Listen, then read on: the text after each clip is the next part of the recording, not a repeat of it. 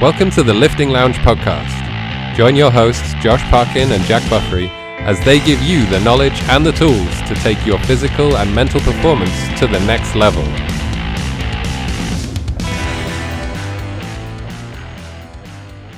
Oh fuck. Yo. It was a really opportune time for me to start yawning then. It literally came on as the countdown timer got to 2 and I started yawning and it hasn't finished yet. You know when you get half a yawn out? That's what's just happened to me. So at some point, the rest of that shit's going to need to come out. Are you saying that our conversations together are not making you really buzzing and really happy and really awake? I'm saying that looking at your face every day makes me want to shoot myself. Jesus. That was, I don't know where that came from. Jeez. Today's episode became a counselling episode. I don't know. I'm in a feisty mood today, apparently. This is good fun. Was it because we didn't do Fight Club this week? Maybe it is. Yeah, although... You've just seen my version of it. So I've in shot, if you're watching this, you can probably see behind my shoulder I have a speedball and a punch bag. And as I just walked back to my desk, I gave the little speedball a little bit of a whack. And Josh said I look like one of those old people on YouTube who looks like they're pretending to know what they do and don't. Effectively, I paraphrased that, but that's effectively what he was saying to me. Yeah. So, yeah. Dick. You look great, mate. I'm just saying, you're one of the most athletic people I've ever met. I am. I know I am. Look, you're just jealous because you can't single leg hop up onto the high side of the on the high side of the box. Like we don't know if I can or not because I haven't tried. We've got a pretty damn good idea. Yeah, I got hops for days, bro. Yeah. Saturday. Sun's come out here, by the way. So, I mean, this is good. But you can tell when you're getting old because as soon as we're finished recording, I'm going to get some washing on. That's how excited and rock and roll. Oh my God, I need to do washing as well. Yeah, I need to hang it up. I've got to do hoovering as well. Like fucking rock and roll health and fitness professionals. It's so good. So, Jack. Yes. For your tip today, it needs to be great. It needs to be, what do the kids say? It needs to be clutch. Oh my God, that's terrible. Look, all right, just control yourself, all right? Just control yourself. I want to learn something from your tip today. I want to make sure I learn something. So give it to me. For God's sake. That was really bad. Okay, guys. So for those of you who drive, and especially this doesn't count if you can only drive automatics. If you drive a manual car, or if you're in the States, if you drive stick, I think is what you call it, you have to use the clutch. And that is a good metaphor for what you have to do with a lot of weightlifting sometimes, especially the deadlift. I can't remember where I heard the general idea of this, but I kind of developed it to say to my own clients. And this is learning clutch control. So if you've ever done a hill start with a manual car, you have to find the biting point with the clutch, which is where, and this is before you release the handbrake, you have to find a biting point where the car has got all the tension going through it. It's ready to go. It's just waiting for you to release the handbrake, and then you can start driving off without rolling back in the wrong direction. Now, the same thing goes, especially for a deadlift, because what a lot of people do with a deadlift, what I see, is they'll get themselves locked into a position. They'll get their hands wrapped around the bar. They'll get all tense, but then they'll get rid of all that tension inadvertently by dropping down into it and then trying to pull themselves back up, like bouncing the barbell out of position.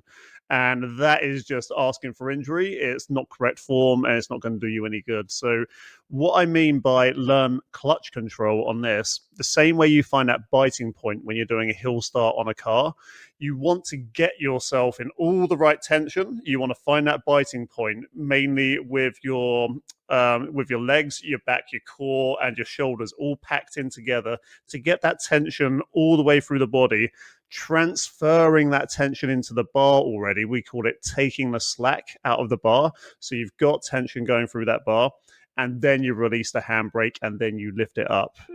You want to make sure you are on that biting point in the clutch. And it's not just for the deadlift. The deadlift's just the easiest one to kind of picture this through. But any lift you do, find that biting point, find that tension, and it's going to make it a much more effective rep. And it will be sometimes humbling because it means you've got to be in control of that rep the whole time as well. I think of it in terms of the squat. If you get the right amount of tightness on the bar in a squat, when you unrack it, it doesn't feel like there's any weight on you. It feels super light, and it feels like you could walk it around all day. Like, so if you get tight enough and you get it in the right position and you unrack right, and your core and everything strong when you step back, the bar should feel super light, and you should be able to just feel like you could ping 50 reps out. So yeah, I get that now. Yeah, so making sure that everything's in its right position and place and tension before moving. So many people, especially with the deadlift, they don't create tension, they don't get in the right position. They just try and rip it off the floor, whatever, and then it's all jerky and it's all clanky and it's horrible, and then they end up doing a back in or whatever. You're going to be way better getting tension in the bar, getting tension in your body before doing a lift. Yeah. Another common one I see is with the bench press as well, especially if someone's being spotted and the spotter helps lift the bar off, but the person isn't ready for the weight yet because they haven't put any of the effort into helping rack the weight. So it's another common one I see it with there. So basically, if you can learn clutch control, but with every movement in your body, it means that your body is going to be ready to take on the load that you're trying to get it to take. It's not just going to bounce out or just feel sloppy as shit in some places, basically. Awesome. That's a great tip. Yes. Okay, let's move on to Geek Corner. And this, again, I mentioned these a couple of episodes back because I'm having so much fun in this group. This is the is it Gamers Over 30? Yeah, Gamers Over 30 group. And I'm finding myself probably in here, like when I'm doom scrolling, which I still do. I try not to all the time. But when I'm doom scrolling, these are the posts that catch my attention the most is in these groups, because although I don't have much time to game at the moment, I am enjoying talking about gaming still when I get the opportunity. So, John, my Geek Corner question to you, and I probably should have given you a bit more prep time on this, but what console did you start gaming on, and what is your favorite game from each generation? So I'm going to go over mine first, because I know some of these you haven't played, and I'm going to go over a couple of answers just while you're thinking. I had an Amiga, like Commodore type thing, but I can't really remember what games were on that. So I'm only going to count consoles. So my first one was the Sega Master System, and my favorite game was Sonic the Hedgehog. Then it was a SNES, which was Mario Kart. Then after the SNES, I think I put this in the wrong order. I think I actually got an N64 before I got a PS1. So N64, Ocarina of Time, my favorite game, probably favorite game of all time, but GoldenEye is a close second. PS1, back in the day, my most played game probably would have been Tekken 3, but my favorite game was Metal Gear Solid. PS2, San Andreas, Grand Theft Auto, just because it was fucking awesome. Xbox 360 was probably Assassin's Creed, but it was around about that generation when I stopped gaming for like a couple of years. So I can't really remember, but I remember loving Assassin's Creed. I know PS3 was the same era, but I picked one up a little bit later, and for that it was GTA 5. Then going on to the Xbox One, the game with the most hours into it, I've put Ghost Recon Wildlands. But in terms of enjoyment, I'm going to put Tomb Raider Definitive Edition and the Resident Evil 2 remake in terms of enjoyment. And PS4, The Last of Us Remastered with Days Gone as a close second. And finally, for the Switch, I can't make up my mind between Breath of the Wild and Tears of the Kingdom. I still haven't decided which one I like more yet.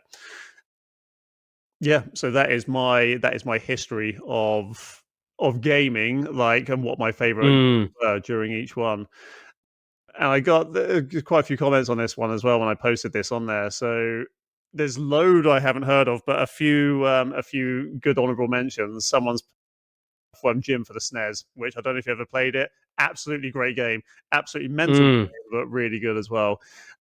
And game that I really want to play and I haven't yet is Hellblade: Senua's Sacrifice, because that looks like my sort of game as well. I don't know if you've ever seen that, but it looks really good. Yeah.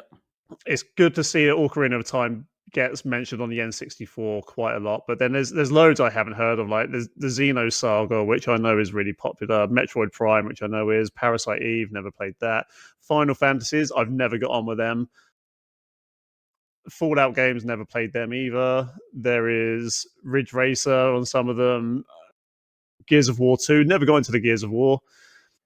What other good mentions are there? Sonic the Hedgehog 2, Pokemon's on here as well for the Game Boys. I never really had Game Boys when I was younger, so I haven't added them into mine.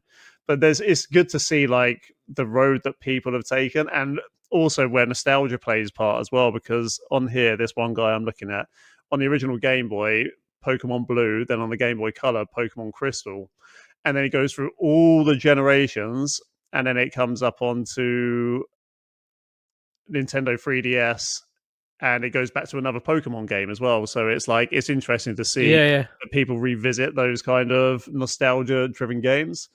But yeah, have you got, like, what kind of consoles have you had? What have been your favorite ones that you enjoy the most out of everything else? It's interesting. It's hard to know what's nostalgia and what's not. But my Mhm. first ever console was a PlayStation 1. Mhm. And for the first game I had for that was Crash Bandicoot 2, Oh well. which I remember vividly. But actually, I would think my favorite game on the PlayStation 1 was a game called Digimon World 3. And it's a very niche game, but a lot of people will say it's probably the best ever Digimon game to ever come. It was awesome. It was massive. It was really good. So I would say probably Digimon World 3 for the PS1. Then it was PlayStation 2. And on the PlayStation 2, me and a friend. So back in the day when there used to be where you used to be able to rent movies from stores and then take them back. But you could also do it with video games. And we used to rent games, play them, and then take them back, and then rent games, play them, and take them back. And we always used to play. There's a series, I don't know if you've heard of it, called Dynasty Warriors. Yeah, I've heard of that. Yeah, and it's like a hack and slash, just it's ridiculous. But we used to play that non-stop. We used to play Dynasty Warriors all the time, just into the night until, and then like you'd hear the birds in the morning, and we'd just been playing it all night. That was a wicked game, and I think that's more for nostalgia. Like right now, if I played it right now, I'll probably find it quite boring. But it was just a really good, fun multiplayer, like nostalgia game, and I really, really enjoyed it. And then after go on. Have you played Age of Calamity and Hyrule Warriors? Because it's based on that whole same mechanic system as Dynasty Warriors. It's made by the same people. I don't know if you played them or not. No, I haven't, but I probably should, because I'd probably really enjoy it. I've got I Age of should. Calamity if you want to borrow it, because I couldn't get into it. So yeah, I'll bring that over to you. Yeah. Yeah, definitely. So then I played a lot of handheld games. So I had a Game Boy Color Advanced, which I had Pokemon Crystal, which I've still got. I still got the Game Boy, and I still got Pokemon Crystal. I lent it to one of my clients actually, so he could play it. Nice. And so that was my favorite on there. Then I saved up. So my first ever job at the age of 13, 14, whatever age it was, I can't remember. I worked as a KP earning $3.75 an hour, and I saved up enough money in my bank book to buy a Nintendo Wii when that came out. That's So impressive I shit. bought a That's a lot of Wii. hours. That's good. Yes, a lot of hours. I bought a Wii, and I can't remember. On the Wii, it's when the first like movement stuff came in, and everybody was like super excited, like Wii Sports and stuff. You could do all the weird shit, all that sort of stuff. But I'm pretty sure it was one of the Zelda. I think Twilight Princess was on the Wii, and Yeah, it was. Yeah. I enjoyed that. And then after that I had a Nintendo 3DS, and it was Pokemon again. That was predominantly the only reason I ever got a handheld console, was for Pokemon. And so I was playing Omega Ruby, Alpha Sapphire, and then Pokemon Sun and Moon. Really enjoyed those games. And then PS3 was Skyrim. That was the one for me.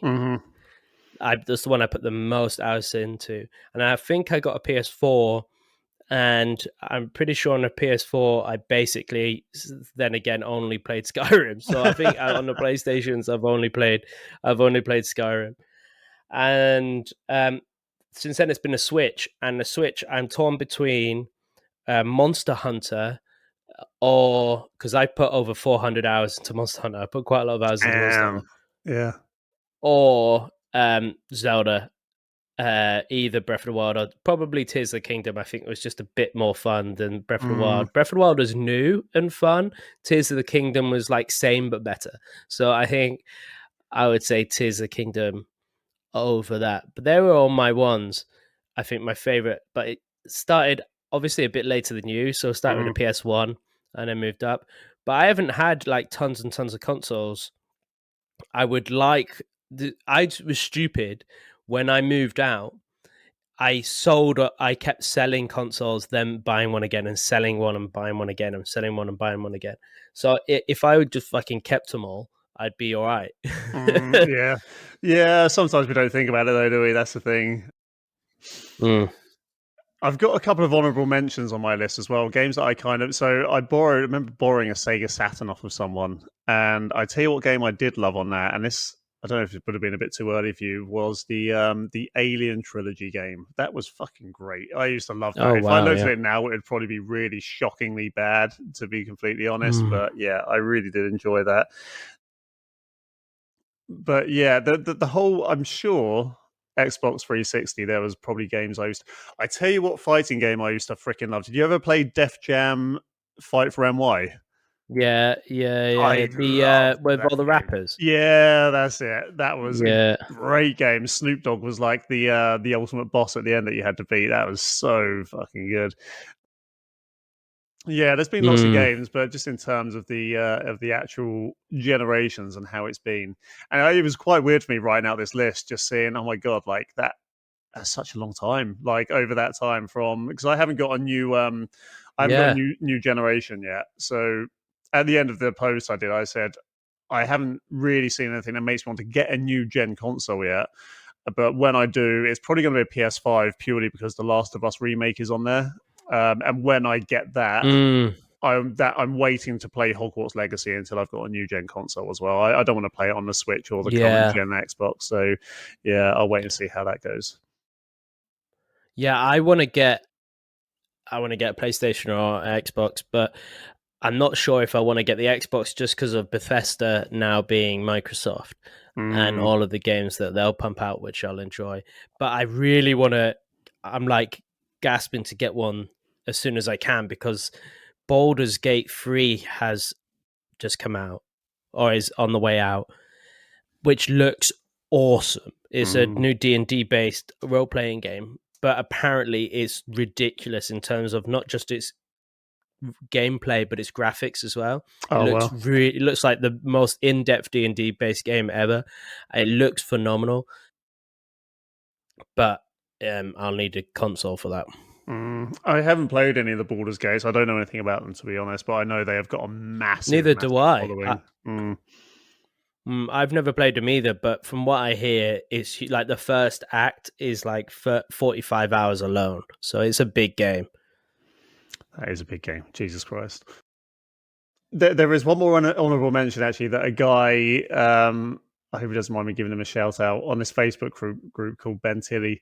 And he said on the Xbox, one of his favorite games was Need for Speed Underground. I don't know if you ever played that game, but I fucking loved that game back in the day. It was around about the time that, around about the time Fast and Furious came out, and you could just literally customize your cars, beef them up, get the NOS going. Man, that was if they made a remaster of that game now, because none of the Need for Speed since then have been as good. I think Need for Speed 2 was really good, apparently, but I don't think I ever played it.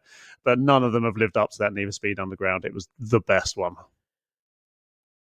There's also, oh god, this is just reminding me of so many games now that I really enjoyed. So there was Burnout Paradise was a phenomenal game.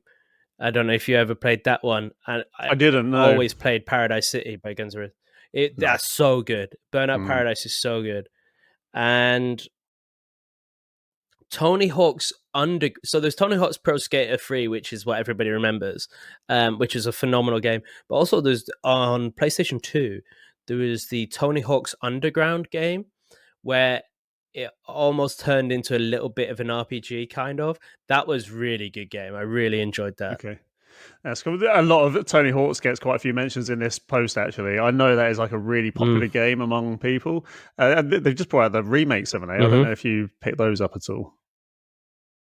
No. I mean, I've only been playing Zelda, so...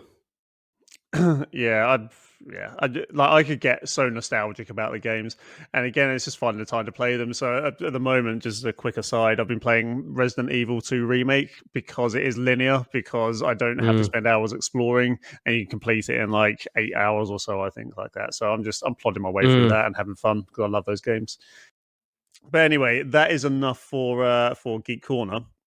Again, thank you to the Gamers Over 30 group, though, because I love chatting with you guys. I think it's great fun. Yeah, thank you, guys.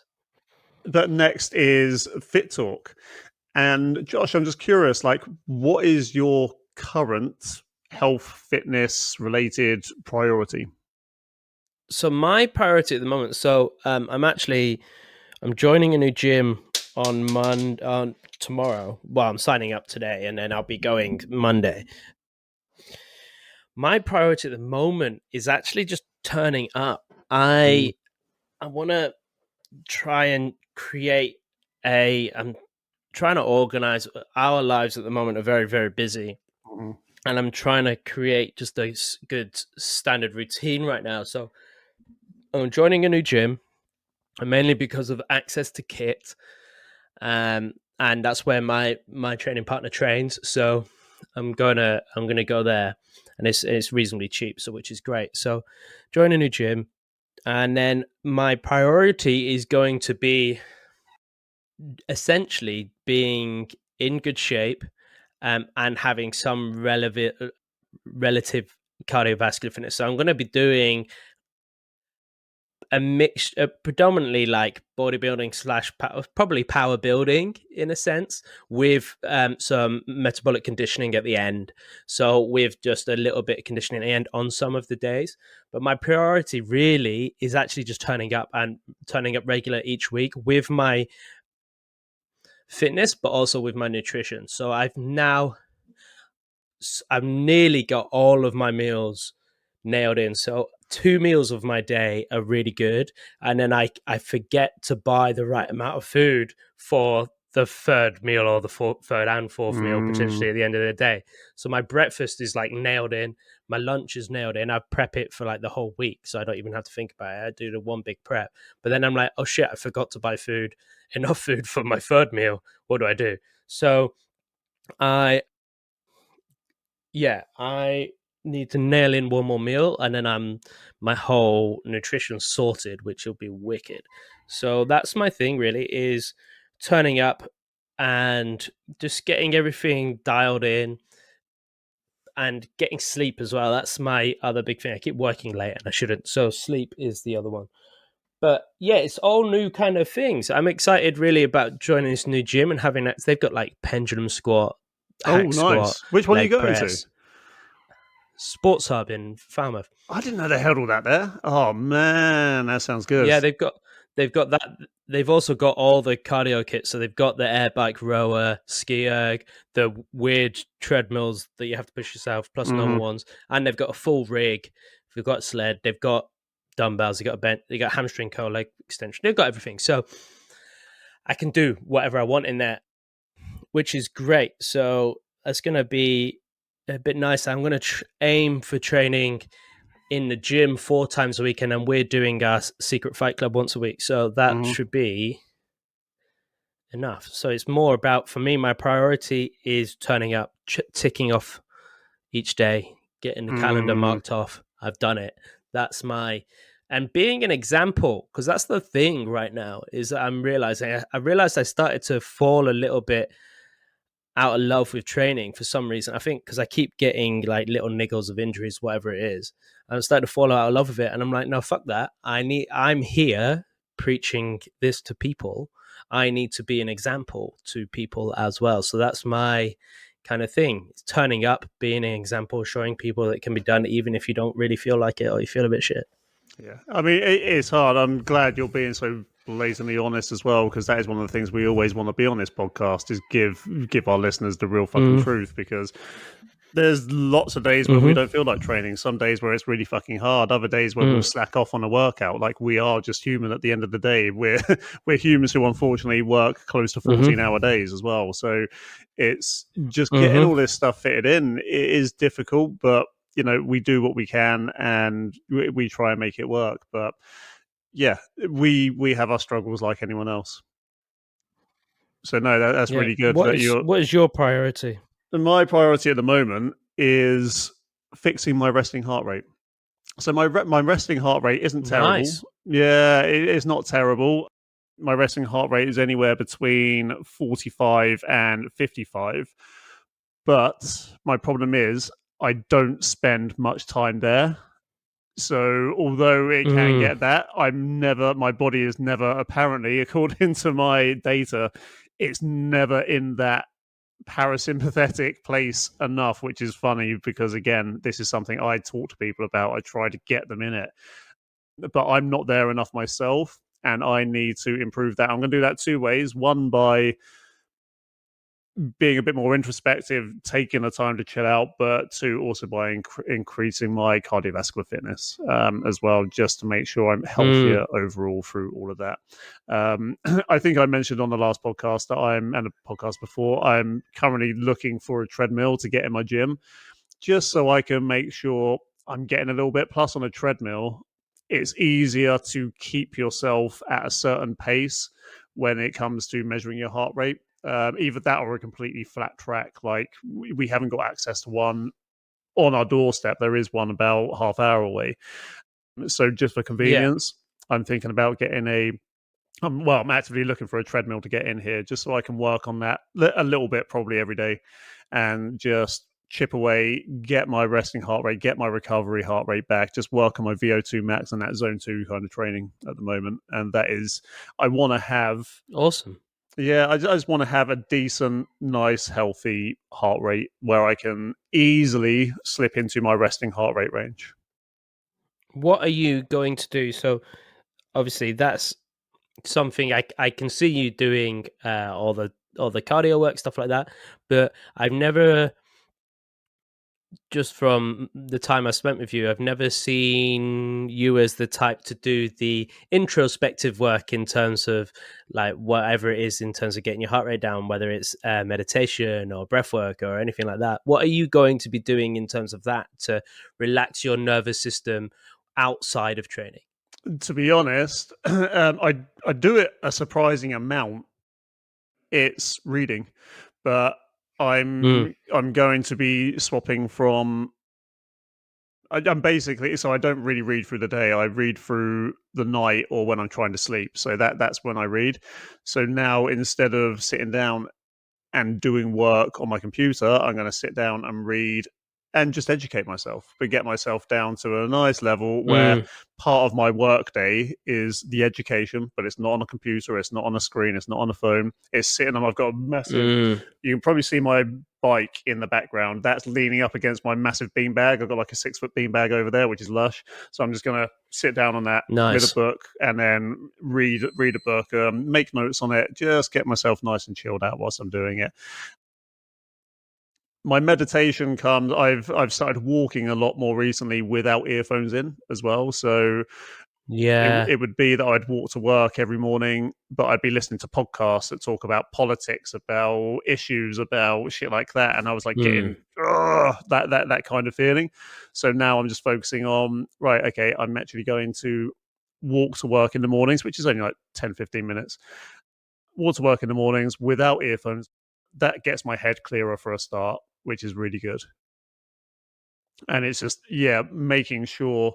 I used to be such a big advocate of not paying attention to the stuff that doesn't really have a massive impact on your life unless you're willing to go become an activist.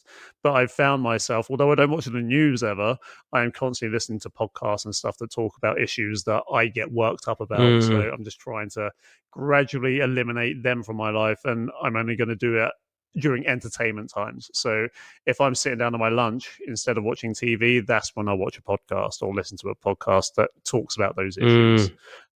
So it's just regulating the input, regulating the output as well, and just making sure I'm winding down a bit and improving my cardio. Awesome. That sounds great. That sounds wicked. Yeah, it's good fun. Everybody could take a leaf out of that book, I think. Yeah, it's nice, especially as I'm approaching 40. And we've talked about a lot of studies that talk about the importance of heart health and stuff like that. So as I get older, I know it's just becoming more and more important. But anyway, let's move on to study time, which is kind of still along the lines of health in that way. So this study is it's just redirected me to a different page. Pre-operative exercise substantially helps with recovery. And this is kind of like one of those And I was having a conversation about this with a client yesterday.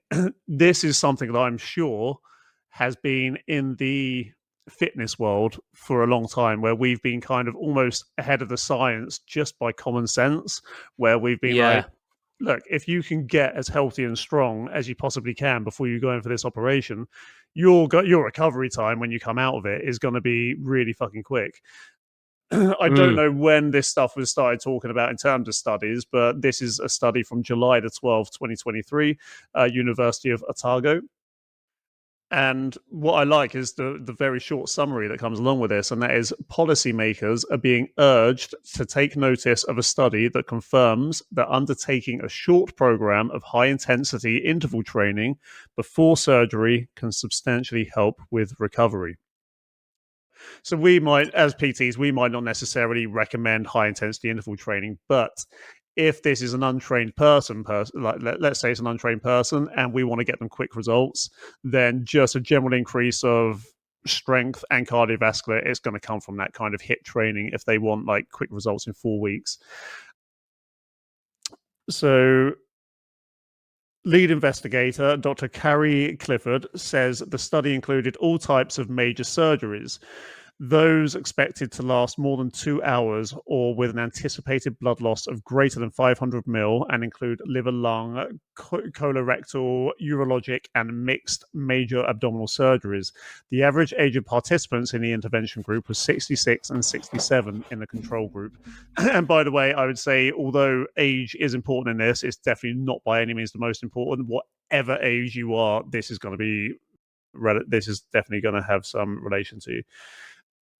We found that high-intensity interval training is safe and effective for surgical patients. A HIIT program can meaningfully improve a patient's fitness within 4 to 6 weeks, and this reduces post-operative complications and length of stay.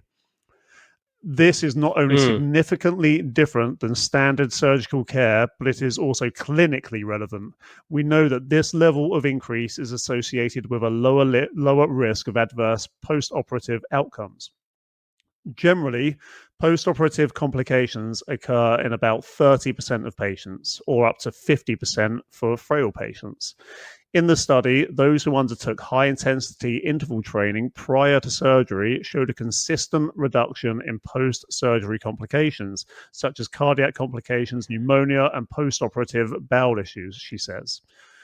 All of these findings suggest that a period, even as brief as 4 weeks, of pre-surgery high-intensity interval training may substantially improve patient outcomes and bring with it robust benefits across patient populations. The next step is to find out how to implement such programs. So my biggest takeaway from this is why fucking wait till 4 weeks before you're going to go for an operation. So we are what we are. We are advocates of strength training, of getting fit, getting healthy, exercising.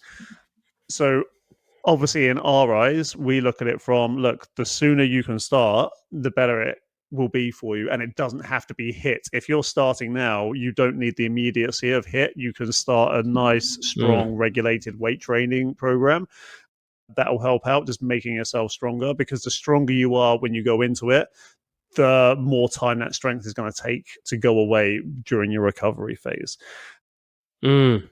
And first of all, let's talk about your thoughts on that. But then I also want to talk about the next step is to find out how to implement stuff like that. So first of all, what are your thoughts on the study itself? Yeah. I think it's great. It'd be interesting as to, is it HIIT training because of the cardiovascular effect that has, and then maybe the then effect on what that has on blood flow, etc. Obviously, just being fitter and healthier is going to do some good work, but it's interesting that actually only a brief period of 4 weeks still has quite a substantial effect on training. I think that would be really interesting. The only other thing I think of is some people. It all depends, doesn't it, on what you're going in for.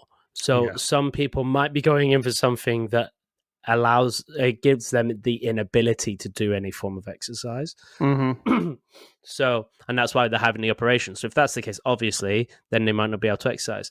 But if this becomes, standard practice, that would be essentially a lot of trainers will have a lot more work, if that became standard practice, because you'd fit out a gym.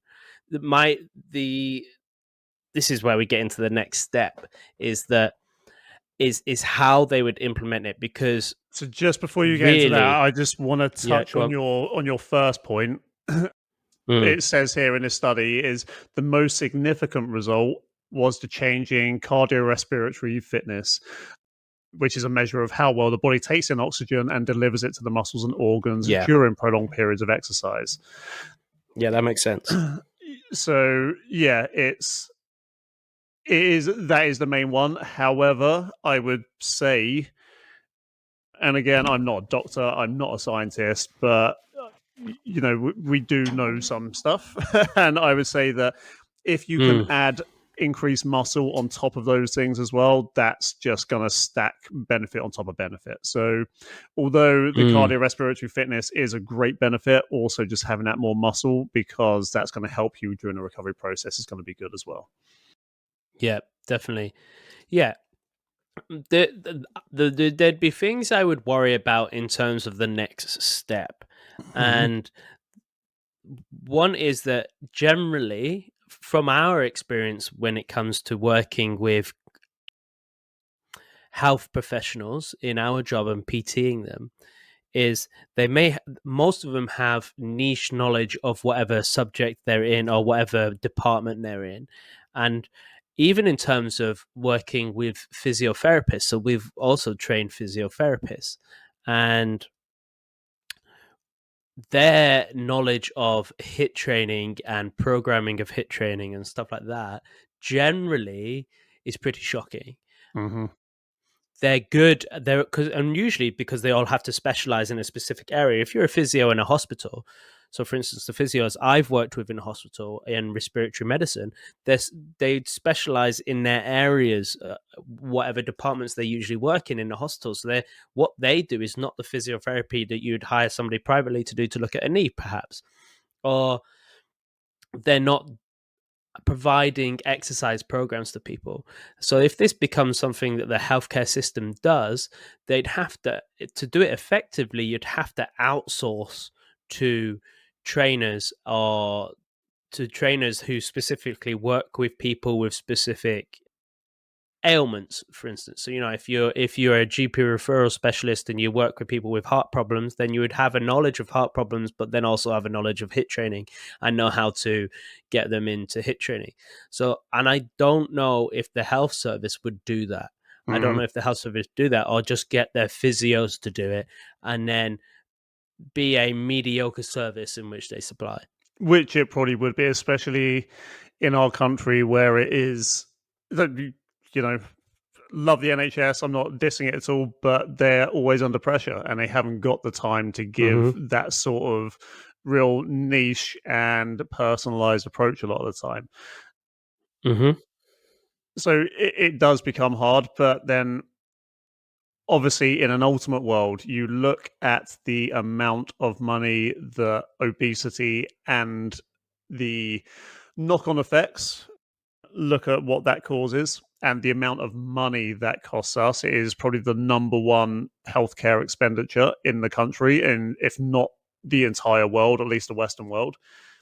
If that money was used to work proactively instead of retroactively, then this sort of stuff could work. Like that sort of stuff could get implemented. But honestly, I can't even begin to imagine the way that would be implemented at scale. Obviously, we have some things that we're working on, Josh, that we want to impact a lot of people's lives with, but still just rolling it out at this kind of level. I'm glad to see people are taking note and it's making, it's getting out there, but the implementation is always going to be a different thing. Yeah, I think what you would have to have, because the thing is, if this is then becomes a program that is run all the time for pre-surgery individuals, you would just have somebody whose job it was to work as pre-surgery. You'd have the pre-surgery HIIT trainer, or you'd just call it PT, whatever. And they would have, because they would be, just one person would be inundated and be working full time, so you could easily have multiple people who could do that employed by the NHS, for instance. Or you outsource it to a gym. What essentially all hospitals could really do with having is a fully kitted out proper gym. So having an actual gym, not like this, we do have a gym, and it'll be like a gym on the stroke ward, for instance, that just has some things, steps and stuff, and some things they use, which is fine and is great, it's fit for purpose. But what I mean is a proper actual gym on every hospital, so that they can take patients there, but they could also, the staff could use it as well. That would be, I think, the best way to start implementing those things is to have a facility on every hospital which is meant for exercise rehabilitation. I mean, it'd have to be big, but then you could have every person who needs to go in there, do their HIIT training. They'll have it booked in as an appointment like you would with any other checkup, and they go in, do their HIIT training, and then leave again. And that's part of the whole protocol of getting better, is actually is prescribed instead of suggested. Yeah, it makes complete sense. It'd be interesting to see what the discrepancy would be between implementing that versus what it costs for the, say, 2 to 3 extra weeks that patient takes in the hospital bed, like across the board. Like, what would be the price difference for that? Because how do you balance all this out? Like, what is, we don't know. Like, we can't say for sure, but there has to be a better way. And especially, again, when you realize, what was it we looked at? Was it like 43 billion or something like that? Is this for the obesity cost? So in a year, obesity costs the NHS around 6.5 billion a year and is the second biggest preventable cause of cancer. So there you go. Like, just imagine that, like, state-funded fitness. I know we do initiatives in this country. I know we try and do stuff like that, but, like, I'll be frank, it's not good enough. It needs to be. I know I sound really fucking entitled, whatever, saying that, but it's not good enough.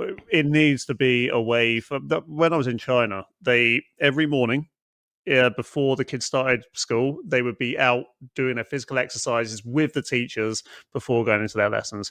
Even something as simple as that, like getting the bodies woken up, moving, like that motion is the best way to wake the body up. So even just doing something like that, just to understand the importance of it, it needs to be done young.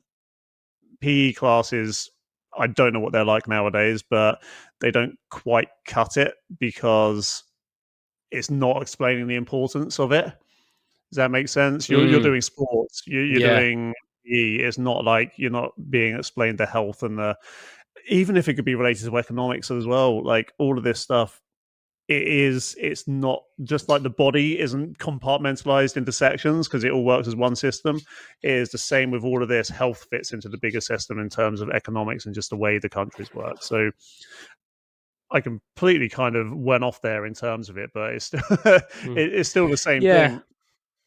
Go on. I think it also is a case of there's a lack of education and there's a lack of availability in certain communities. So in poorer communities, where most of obesity is and health issues are in poorer communities, the education isn't there, so they just don't know. From my experience working in the hospital, is people just didn't have a clue how to be healthy. They don't have the education, but they also don't have the accessibility. They don't have the money to go to a gym or to pay for a trainer or this, that, and the other. So yes, there is still the ability for them to train body weight and whatnot, but a lot of them don't get taught that, or don't get taught how to.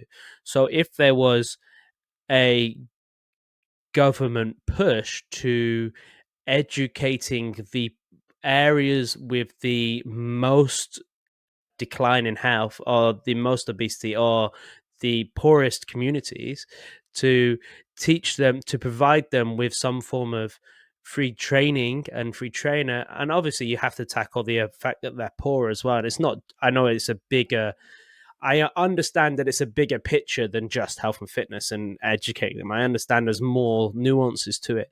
However, if there was something supplied there that they could go out and have somebody train them, or had somebody teach them how to train themselves, how to create programs, or how to eat healthy on a budget, that would be the best option, I think. So yeah, I completely agree with that, and I've just delved back into the figures again. I'm not quite sure how they quantify this. I'd need to look into it a bit more, but I've just pulled this up. Although it costs 6.5 billion a year for the NHS, they reckon by 2050 it's going to go up to 9.7 billion a year. And you may think, oh, but that's still like 27 years away. That's a long time away. It's not that far away at all. Like, when you think the year 2000 was 23 years ago, 2050 ain't that far away. But with all the other wider costs, and this is where that 48 billion came in, it's not just what it's costing the NHS directly, it's the wider cost of society. And again, I'm not 100% sure how that's quantified, but the wider cost of society is north of 40 billion per year for the British economy. So what could that be invested in? And I'm granted, I know it doesn't work like that, because otherwise you're looking at spending a shitload of money while still dealing with that other stuff. But there's got to be a better way that needs to be implemented as soon as possible to get us to that place where we're not, where it's probably a quarter of that can be invested proactively to make sure that that second figure is taken right down to like a much lower percentile. Yeah, I think they also use. Sometimes they use. I don't know if they use the right people for the expertise. If they they need to find the experts in this kind of area in health and fitness and getting who know how to get people to lose fat, be healthy, and stuff like that. Yeah. And stop seeing these people as influencers or just gym floor instructors, and actually there are all these people that are getting results on the daily and helping people change people's lives. You need to get those people as in for their expertise to help them map it out better and to collaborate with people who understand poor communities and the psychology of it.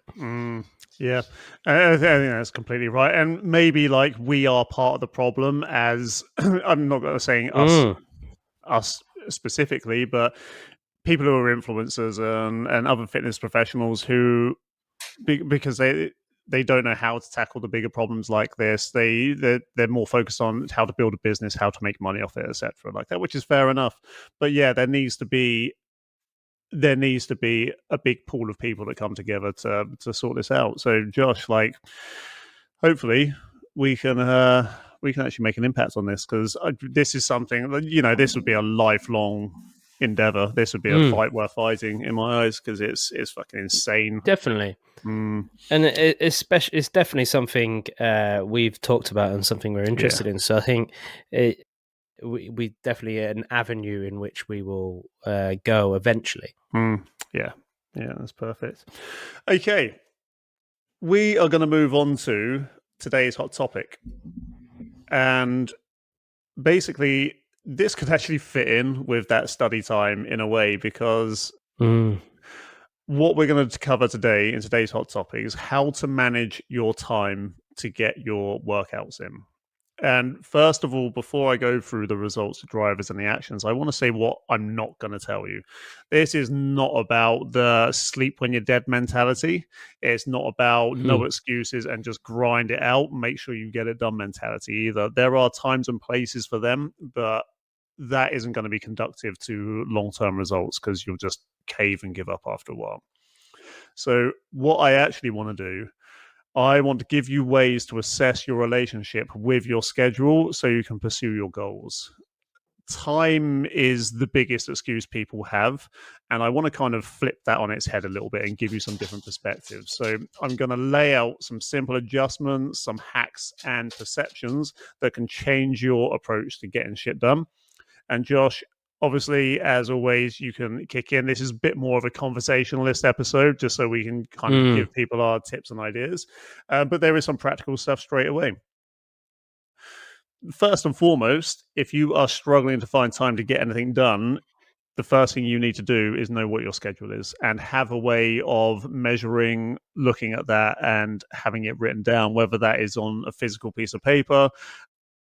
Myself and I think Josh, you do this now as well. We use Google Calendar to literally make sure we've got everything locked in. We know what's happening, when it's happening.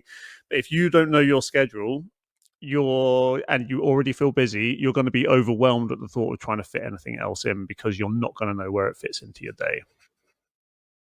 I think, definitely is. I found that Google Calendar has helped a lot, actually. Before I was just I was just fucking bumbling around, and now I kind of, even sometimes if I don't map out every aspect, just the normal main block bits that I know is happening no matter what, and I go, okay, I know I have this many hours to get this stuff in. And what's actually good about Google Calendar as well is the way it's laid out. When you look at it, it kind of, the way it's put out, you can visibly see how long the time actually is. So going, like, say I've got like 3 hours. 3 hours, it shows how long that actually is in the way it looks. I'm like, actually, sometimes it can look like, actually, I don't have that much time, so I need to get crack on. Or sometimes it looks like, I've got shitloads of time, I can take my time with this, I can pick out a few things to do. And it also makes you realize that actually, if something is only meant to be half an hour long, then that's not that much time. So it's not actually taking up all your day. So stop making out that it's such a big thing you've got to do, you know? Yeah, definitely. That is definitely going to come to a point in a second as well, where we talk about your perception of stuff. So, yeah, that knowing your schedule and, like you said, seeing it laid out in front of you, seeing what gaps you have and stuff like that. That's probably like the top priority to do. Next one is going to be, and this is what something you brought up in the last episode. That is minimum effective dose. Okay, so if you have goals, you need to know what the minimum effective dose you can do is to reach them. Again, I think this is a little bit getting into a later point here, but so many people think that an hour's workout has this magical ring to it, like, oh, I haven't got an hour to work out. Cool, go work out for 15 minutes then. Like, it does not have to be an hour every time. As long as you're bringing the right intensity to it, you can get decent enough results from just showing up for 15 minutes a day.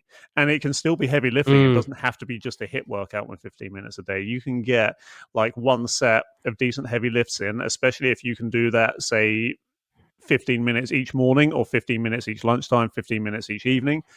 You can get some serious definitive results if you can know what your minimum effective dose is for the workout results that you're trying to get. Yeah, definitely. What I will say on top of that, with the amount of time you're training, is if you have to travel to go to the gym you train at or anything like that, make sure you are calculating the travel time, and if you have a shower, whatever, at the gym, the shower time, all of that in there, because a lot of people go, I'm training between 12 and 1, but they're not going, but it takes me 20 minutes to get to the gym. It takes me 20 minutes to get out of the gym. And so then they're like, I'm only meant to be doing an hour, but it's taking me 2 hours. And so, yeah, because you're not thinking about all the travel time and everything like that. So if you are time poor, you need to be making sure you take that into account. And that is either going to take out of your workout or is going to take out of other parts of your day. So you just got to be a bit smarter on that. Yeah, definitely.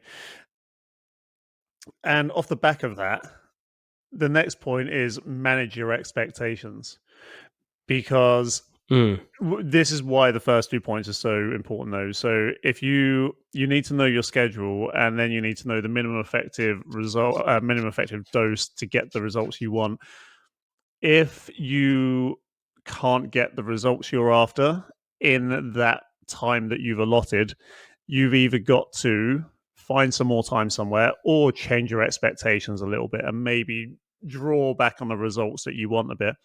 But again, it's insane how little work you need to do to actually elicit results in the long term. If you're in this for the long run and not just for like 3 months, if you're actually in this for life, just working out 15 minutes a day of a real effective workout, you are actually going to get really good results.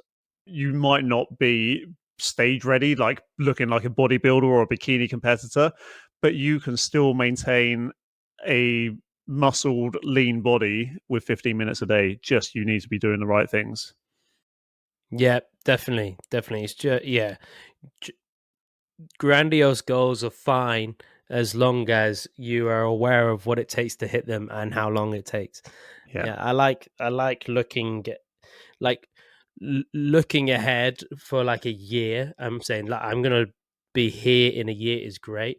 The other side I will say that, though, is if you're having these longer goals, is having these short-term ones that are just stepping stones towards it are really, really helpful. So having these, right, yeah, my goal in a year's time is to be able to do a marathon. Okay, so what do I have to do in a month to make sure I'm that step closer I need to be to hit that? You know, do I need to be running 5K next month? Do I need to be running whatever next month after that? And then manage, so then it breaks it down way easier, rather than going, shit, I need to run a marathon in a year, I better run one now, you know? Yeah, and again, if when you're looking at a long-term approach, it might be worth listening to episode 59 as well, where we talk about how to be consistent, especially the part where it comes to celebrate the wins in different areas. because that's going to become really important, especially when you're taking that approach we just mentioned, like breaking it down into segments. You also want to have something to celebrate in each segment, so you don't just feel like you're slogging through every single time. You want to meet these checkpoints and celebrate them each time, so you're feeling that sense of progress. I've just realized something I should have put in with the scheduling as well. I thought I'd written this in, but I haven't. Oh no, I have put it in. Sorry, no, I have put it in. Don't worry. So I'm actually going to skip one. I'll come back to this in a minute, but block out your must-dos. So that is basically prioritizing. So Josh, you said earlier on about you can visually see it on your calendar when you've got stuff blocked out that you're doing. So for instance, if you're at work for 8 hours a day, then you need to block out that 8 hours, but also you need to block out the travel time before and after that as well. So make sure that when you've got your calendar system blocked out, you block out and you know that you are busy for those 2 times, because if you don't tack on those extra bits of time, you're going to be frustrated when you start running out of time. So make sure that you have everything blocked in, and that includes social stuff as well, because if you've got a family, you do need to spend time with them. You can't just let them go because you've got a goal. They might understand and give you some leeway on some things, but everything should have its place.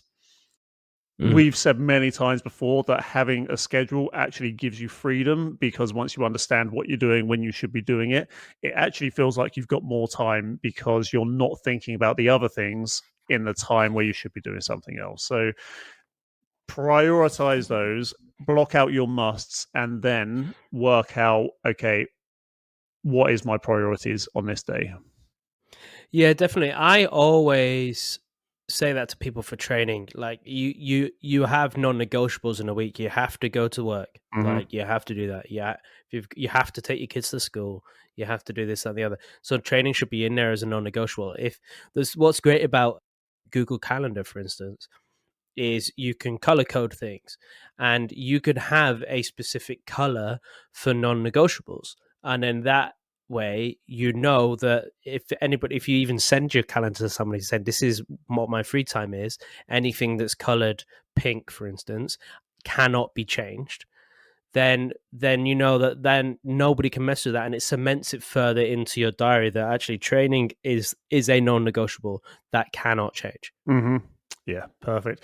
And that goes into the next point as well. So that is language.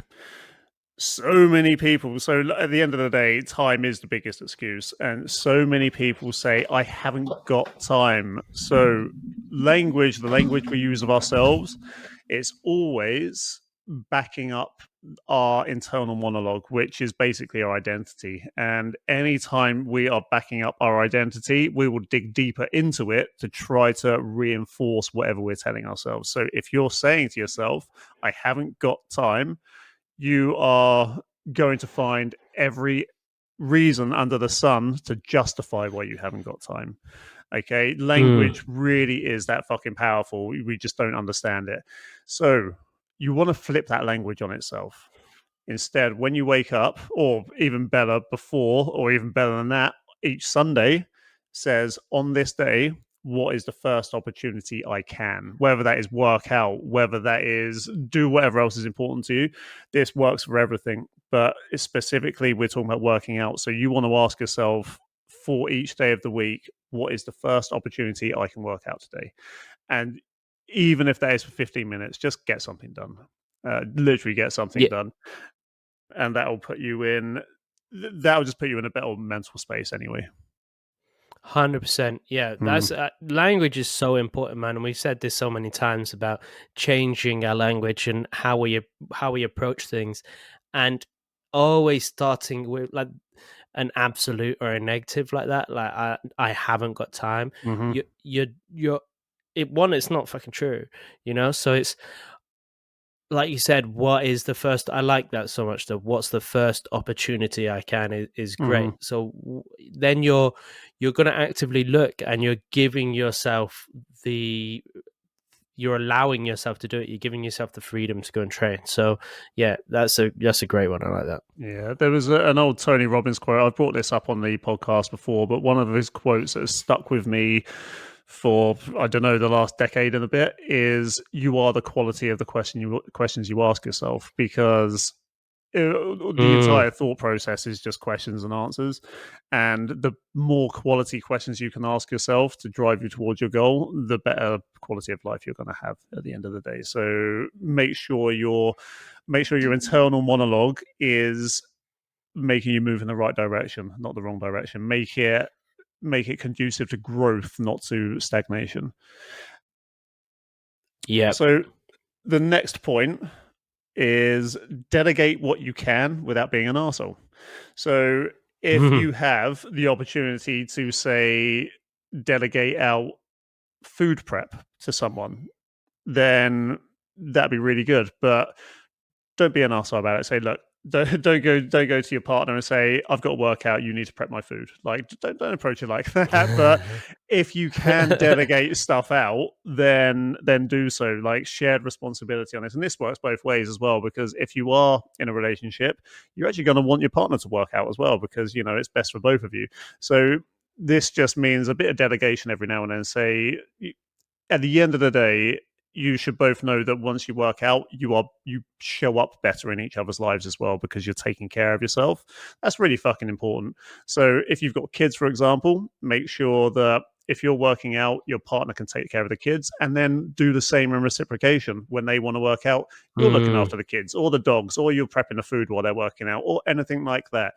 Delegate out what you can without being an arsehole. Don't demand it. Make sure it does fit into that situation. I mean, this is something that me and Rachel are still learning regularly, and we're still going on, and is being as much of as a team and a cohesive unit as we can. So when one of us is overrun and has got the shit on, then the other one has to pick up the slack, and vice versa. Yes, there are some weeks where neither of us do anything, and shit kind of hits the fan, but that's fine. And you just need to learn to communicate a little bit better, and then you get into a when we're on it, we get into a great rhythm, and one person does one thing, one person does the other, and we're aware of each person's, I guess, jobs throughout the week, and also what the other person is doing and when the other person is going to be busy. So then it's easier for us to be able to know when it's time for us to relax or train or whatnot. Yeah, and I think that's like a really good metaphor for like everyday life for anything, is that when you are working in harmony with each other, life just feels a little bit easier, a little bit better. But because it takes that little bit of effort to do that communication, to make sure that you're working as that harmonious team, it's that delayed gratification. It's that, okay, I've got to make effort in the front end of it, which makes my life easier later. Sometimes it's just human fucking nature. It's the same as working out. We're like, oh, that's going to take effort to work out, even though I know the long-term benefits are going to be there. It's that delayed gratification. We've got to understand that the work we put in the front end is going to have better effects on the back end later on. Yeah, I like that. That works on every area of life as well. So the last point is we're just gonna reach back to time a second, and that is, don't be married to the idea that each workout has to be an hour. And this goes back to the last episode as well. If you do want to get an hour's workout in, with intelligent programming, you can actually split that up over multiple times a day if you've got access to equipment and it works in your lifestyle. If not, then if you've got find a decent 3-day-a-week workout program and split those 3 days into 6 half-hour sessions instead. Like, whatever you can do to make something work for you, just do it. Like, make your life fucking easy, especially if you're not doing anything yet. If you are just at a place where you want to get started, I don't care if you are doing 10 minutes a day. Find a place to get started, and then you will work it out as you go along. Do not worry about perfection on this. Make sure you are creating momentum and just getting started. Yeah, a little tip for if you're splitting up an hour's workout into multiple sections throughout the day. The part of the workout that's the most taxing, which is usually like the first part of the workout, if you're doing like heavy lifting, for instance, the heaviest lift, the one that's going to do the most on your nervous system, do the first. That make that the first workout, because you need as much of your energy as possible to do that part of the workout. And then the more accessory-based stuff, the more isolation-based stuff, do towards the end of the day. That's if you're going to split it up. That just makes it a little bit nicer for you and make sure that you're performing best at the right point. Mm-hmm. And the same if you're splitting it up through the week as well. Like if you're doing let's say 3 hour-long workouts, but you're splitting that into 6 half-hour workouts, then day 1 could be the taxing work, day 2 could be the accessory work, day 3 could be the next taxing work, day 4, and so on, basically, just staggering it across like that. And that'll be a really nice way to split it up. But yeah, those are the points. I'm just going to run over all of these again quickly before we sign off and give you our final thoughts. But first of all, know your schedule, just so you can actually nail in what you're supposed to be doing and when you're supposed to be doing it. Know what your minimum effective dose is for the goals that you're trying to hit, and manage your expectations in line with the time you have and the goals you have. Block out your musts so you understand exactly what should be priority throughout that day. And be very aware of the language you are using. Make sure you're using positively directed language. Don't be telling yourself you haven't got time. Instead, ask yourself, what's the first opportunity I can? Delegate what you can without being an arsehole. And don't be married to the idea that each workout has to be an hour. Awesome. It's great. It is. So guys, if you are struggling to manage your time, just try really internalize all of these things, and I guarantee it will help you in the long run. Happy days. Oh, that was a great hot topic, great episode. Yeah, baby. Josh, make me laugh, bitch. You're being very forcive today, I'm just saying. I think it's because I shaved my head. I'm turning into a thug. A very well-spoken thug, but I'm turning into a thug. You do look like a bodyguard. So, why does Santa Claus have such a big sack? I'm definitely not going to say the first answer that came into my head then. I'll tell you that one after, but go on. Why has he got such a big sack? He only comes once a year. That's good. That's good. My one involved all sorts of bad shit that I wasn't going to say. My wife is just shaking her head over that. And I said his head. Oh my god, the look I got. Freudian slip there, mate. Shit. Jesus Christ. Oh fuck. Oh fuck. Oh, Josh. I mean, so you just said that you were in so much trouble. You take away too many of my tips, mate. Yeah. Oh god. Josh, let the audience know where they can find us for the very last time before your wife takes your life in a second. So, if you want to see me for the last time, you can find me. Hold on, guys! If you're already listening to this, you need to watch it all of a sudden, because Josh has just sunk so low into his chair, he's like hiding behind his mic. His wife is sitting in the room with him. Yeah, she's gonna stab me, guys. We might see murder live. So you can find us at RDA Strength Systems on Instagram and TikTok. The Lifting Lounge is our Facebook group and our YouTube channel. And you can also find our website at theliftinglounge.com or rdasystems.com. Yeah. And that's live. Yeah, guys, please leave us a 5-star rating and give us a review on any of the platforms you listen to. You're obviously not listening to this on Stitcher anymore, because Stitcher has no longer exists. So hopefully you found a new platform to listen to us on other than that. If you're watching us on YouTube, please subscribe, hit the notification bell, and leave us some comments, because, you know, YouTube is full of trolls. We need those troll comments so we can troll people back. But it has been a pleasure, guys. Hopefully I will have a co-host on the next episode and Josh hasn't been killed. Until then, have a great rest of your week, and we will catch you soon. Bye.